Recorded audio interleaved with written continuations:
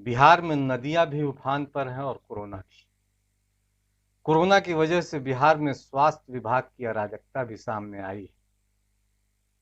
मंत्री से लेकर संतरी तक कोरोना से संक्रमित हैं और नीतीश सरकार ने एक तरह से हाथ खड़े कर दिए हैं।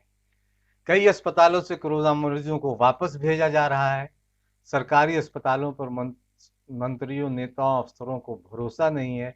वे एम्स में ही इलाज कराना चाहते हैं।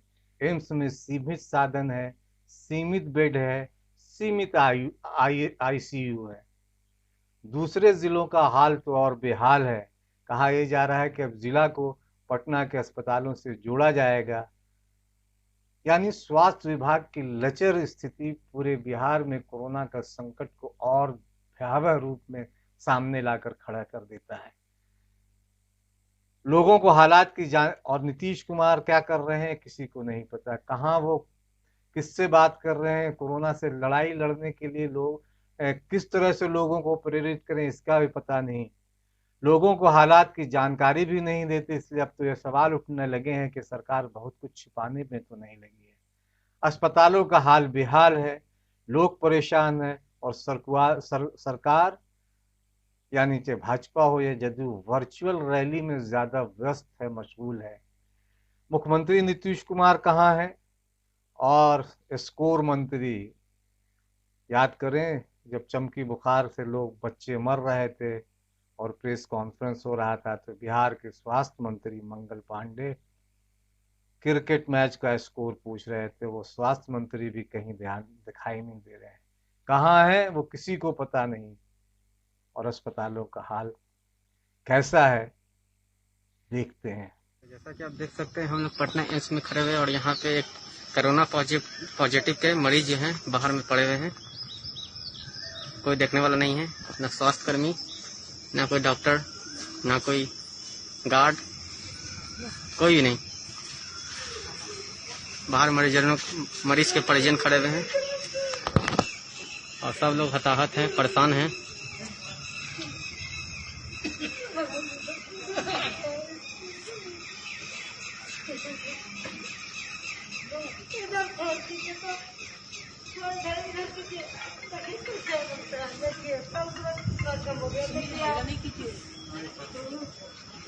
देख सकते हैं यहाँ पर भी कोरोना के पॉजिटिव हैं और ये उनके परिजन हैं, फैमिली है। आइए आगे आइए, बताइए क्या मामला है।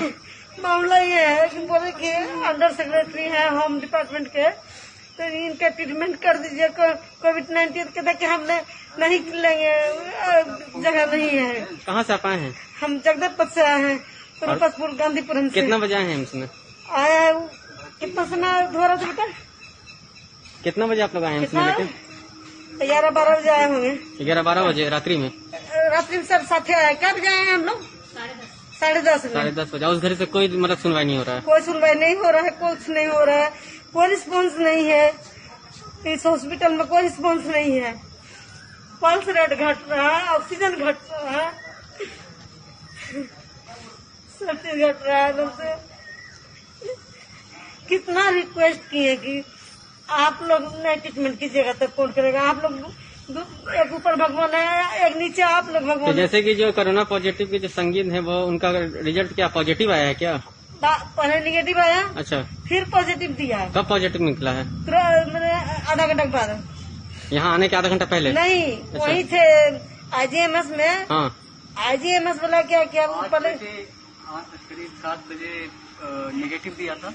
7 बजे करीब नेगेटिव आया था। हाँ, 7 उसके बजे बाद नेगेटिव आया था। 1 घंटे बाद पीपी किट वाले पहन के आए, ये एम्बुलेंस वाले। एम्बुलेंस वाला नहीं है। बिहार में कोरोना से हालात दिन ब दिन भयावह होते जा रहे हैं। राज्य सरकार भले ही कोरोना पर मुस्तैदी का दावा करे, लेकिन जमीनी हकीकत कोसों दूर है। गृह विभाग में अंडर सेक्रेटरी रहे एक अधिकारी की लाचारी और बेबसी से सरकार के दावे के सच को समझा जा सकता है। कभी बड़े सरकारी ओहदे पर रहने वाले अधिकारी को कोरोना हो गया। पटना के आईजीआईएमएस में उनका इलाज चल रहा था, लेकिन वहां से इलाज उन्होंने रेफर कर दिया एम्स में। इलाज करने से इनकार कर दिया वो एम्स में एडमिट होने के लिए पहुंचे, लेकिन पटना एम्स में भी उन्हें इलाज की सुविधा नहीं मिली। एम्स में इलाज कराने पहुंचे इस पूर्व अधिकारी के परिवार वाले लगातार अस्पताल प्रशासन से उन्हें एडमिट करने की गुहार लगाते रहे।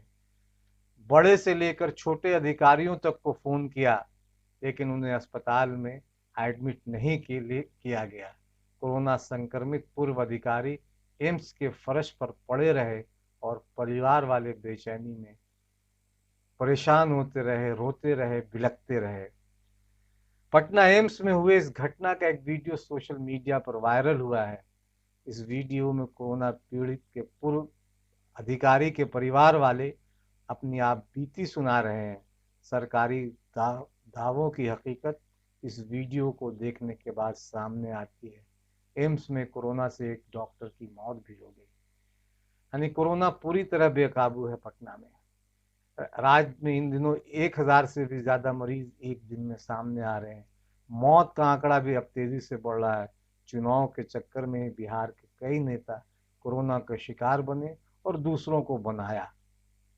संक्रमित होने वाले मंत्री, सांसद और विधायक, विधान पार्षदों की तादाद लगभग 15-20 हो चुकी है। सभी नेता क्षेत्र में जाकर संक्रमित हुए। चुनाव की वजह से जनता से दूरी बनाकर नहीं रख सकते। शारीरिक दूरी का ख्याल नहीं रखने का खमियाजा उन्हें भी भुगतना पड़ा, उनके घर वालों को भी भुगतना पड़ा और कार्यकर्ताओं को भी भुगतना पड़ा। नया समाचार ये है कि ग्रामीण कार्य विभाग के मंत्री शैलेश कुमार भी कोरोना संक्रमित पाए गए। इनकी रिपोर्ट पॉजिटिव आई।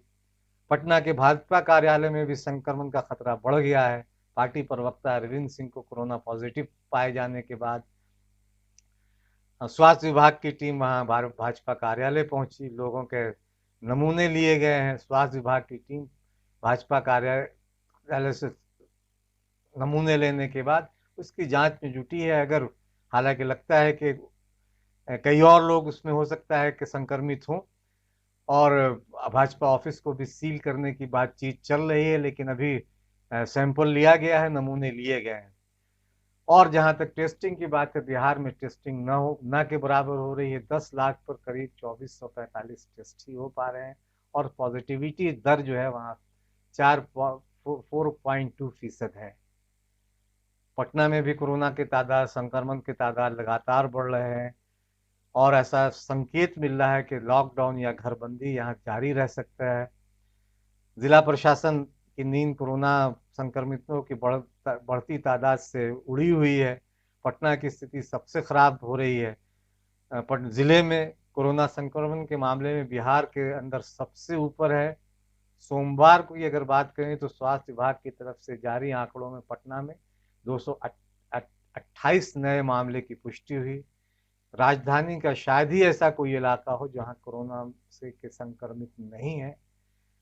बिहार में कोरोना संक्रमण का बड़ा विस्फोट सोमवार को हुआ, जहां 1116 पॉजिटिव मामलों की पुष्टि स्वास्थ्य विभाग ने की। इनमें संक्रमितों के बाद राज्य में संक्रमण का कुल आंकड़ा बढ़कर 17,000 से पार हो गया है। लगभग 17,500-18,000 के आसपास पहुंच गया है। खबर तो यह भी है कि सरकार पूरे बिहार में अब घरबंदी यानी लॉकडाउन लगा सकती है, लेकिन इन सब के बीच बड़ा सवाल यह है कि लचर स्वास्थ्य सेवाओं के रहते कोरोना से जंग लड़ने का पाखंड क्यों कर रहे हैं नीतीश कुमार। और नीतीश कुमार कहाँ बैठे हैं, कहाँ कोरोना से लड़ने के लिए क्या कुछ कर रहे हैं, लोगों को वो बताने में सक्षम नहीं है या लोगों से मुंह चुरा रहे हैं, कहा नहीं जा सकता। लेकिन नीतीश कुमार की बेतवज्जही और इस तरह के लोगों से मुंह चुराने और मुंह छुपाने की जो प्रवृत्ति है उनकी फिर से सामने आई है। और अपने आप में ये बड़ा सवाल है कि कोरोना से इस लड़ाई में उन्होंने बिहार के लोगों को मौत के मुंह में झोंक दिया है। बहुत सारे सवाल हैं क्योंकि सरकार अक्षम दिखाई दे रही है कोरोना के मामले में। दूसरी चीज़ें तो है ही, अभी स्वास्थ्य हो, शिक्षा हो, पलायन हो, वो मामले वो तो उस फ्रंट पर भी नीतीश कुमार पूरी तरह फेल रहे हैं। सीबीएसई की बात में सीबीएसई के नतीजे सामने आए हैं और बिहार यानी पटना जोन जो है वहाँ 25% छात्र जो है वो फेल हो गए हैं। तो जाहिर है कि इससे समझा जा सकता है कि बिहार में किस तरह शिक्षा व्यवस्था है। शिक्षा व्यवस्था की आवाज़ लगातार राष्ट्रीय लोक समता पार्टी पिछले 3 साल से उठाती आ रही है, लेकिन नीतीश कुमार की अंतरात्मा जाग नहीं रही है और नीतीश कुमार मस्त है क्योंकि सत्ता में बने हुए हैं, लेकिन सत्ता की वजह से ही उनसे सवाल भी किए जा रहे हैं कि कोरोना से लड़ाई लड़ने में बिहार पिछड़ क्यों रहा है और वो कहाँ छुपे बैठे हैं, कहाँ से अपने दायित्वों का निर्वाह करने की कोशिश कर रहे हैं, या सिर्फ वाहवाही लूटने और प्रशंसा करने या भाषणों तक सीमित रखने में उन्होंने वो समय गंवा रहे हैं। तो बहुत सारे सवाल है, आप भी सोचें और अगर ठीक लगे तो इसे लाइक, शेयर और सब्सक्राइब जरूर करें। पर्ची काटेगा, प्रोसेस आप स्टार्ट करिएगा, सब में काटेगा, करवाइए उनका, लिखित दीजिए ना कि हाँ हम सबके मरने का जिम्मेदारी हो लेते हैं। वही तो हम लोग पर्ची के लिए खड़े रहे, पर्ची वहाँ पे ना बोले कोई पर्ची काट रहा है, कोई पर्ची नहीं काट रहा है।